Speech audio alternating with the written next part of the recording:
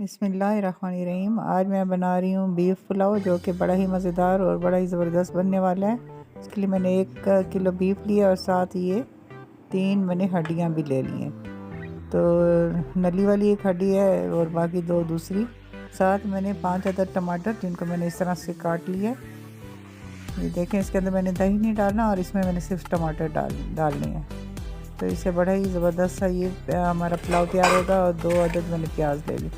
सबसे पहले यखनी बना लेते हैं। एक मैंने कुकर को चूल्हे पे रख दिया, पानी डाल दिया, उसके अंदर मैंने हड्डियों के साथ मैंने गोश्त भी डाल दिया। तो गोश्त डाल लेने के बाद इसमें थोड़ा सा हम नमक डाल लेंगे और फिर इसको मैं बंद कर दूँगी और इसको मैं प्रेशर लगा दूँगी। इसमें बाकी ये यखनी पुलाव नहीं है, ये डायरेक्ट गोश्त डलता है प्याज जब हम ब्राउन करते हैं, लेकिन मैं टाइम की बचत के लिए मैं इस तरह करके बना रही हूँ। अब एक देखिए, मैंने घी डाल दिया और साथ मैंने अपनी प्याज भी डाल दी। घी मैंने 1 से 1.5 कप की तरह मैंने घी डाला है। प्याज को हम ब्राउन कर लेते हैं। तो थोड़ा सा हमने ब्राउन ही इनको रखना है, लाइट ब्राउन ही, डार्क की तरफ लेके जाएंगे। साथ मैंने लहसुन अदरक का पेस्ट डाल दिया, इसमें 2 टेबल स्पून इसको भून लिया अच्छे से। अब आपको शक्ल नज़र आ रही है कि प्याज कितने हमारे ब्राउन हो चुके हैं। गोश्त भी गल चुका है, यखनी हमारी तैयार हो चुकी। इस पुलाव की रेसिपी में ये डायरेक्ट हम प्याज के साथ ही ये ब्राउन होने के बाद ये डालते हैं, लेकिन मैंने टाइम की बचत की ज़्यादा यखनी तैयार कर दिया। साथ मैंने प्याज के अंदर टमाटर डाल लिए और थोड़ा सा पानी लगा देने के बाद मैं इनको कवर कर लूँगी और ये दम में गल जाएंगे। इनका फुल हमने गलाना है। प्याज और टमाटर अच्छे से गल गए और मैं इसमें गोश्त शामिल कर रही हूँ। और मैं इसके अंदर कुटी हुई मिर्ची मैंने डाल दी हैं, 1 से 1.5 टेबल स्पून, और आलू बुखारे डाली हैं 8-10 अदद। तो नमक भी मैंने डाल लिया, अपने हिसाब से आप कम या ज़्यादा कर सकते हैं। अब इनको अच्छे से हमने भून लेना है और साथ में इसमें गरम मसाले साबित ये भी डाल दूँगी। दालचीनी की 2 स्टिक है, बादियान का 1 फूल है, 2 अदद मोटी इलायची, 3 छोटी, 1 टेबल स्पून ज़ीरा, चंद लौंगे और चंद काली मिर्चें। ये डाल देने के बाद अब भून लेना है अच्छे से। और अब इसके अंदर मैं पानी लगा रही हूँ। यखनी जो हमारी तैयार हुई थी वो यखनी लगा दी और अब कवर कर दिया। अब ये पानी में बॉयल आ चुका है। चावल मैंने आधा घंटा पहले भिगो दिए थे।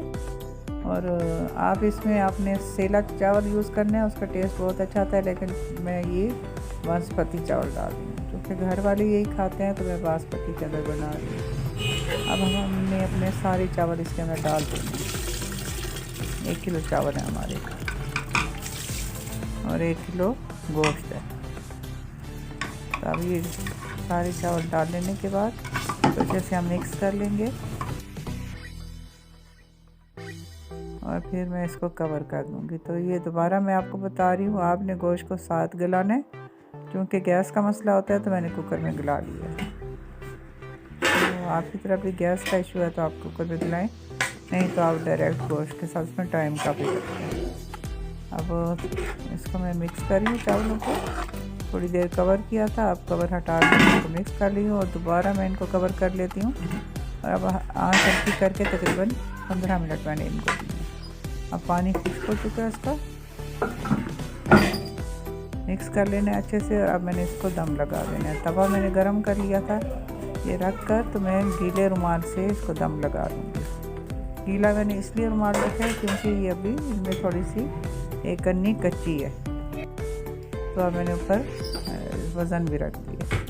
तो तकरीबन 15-20 मिनट के बाद इसको दोबारा चेक करना है। तो चेक करते हैं चावल पके हैं या नहीं पके। तो इनको उलट पुलट कर लेते हैं।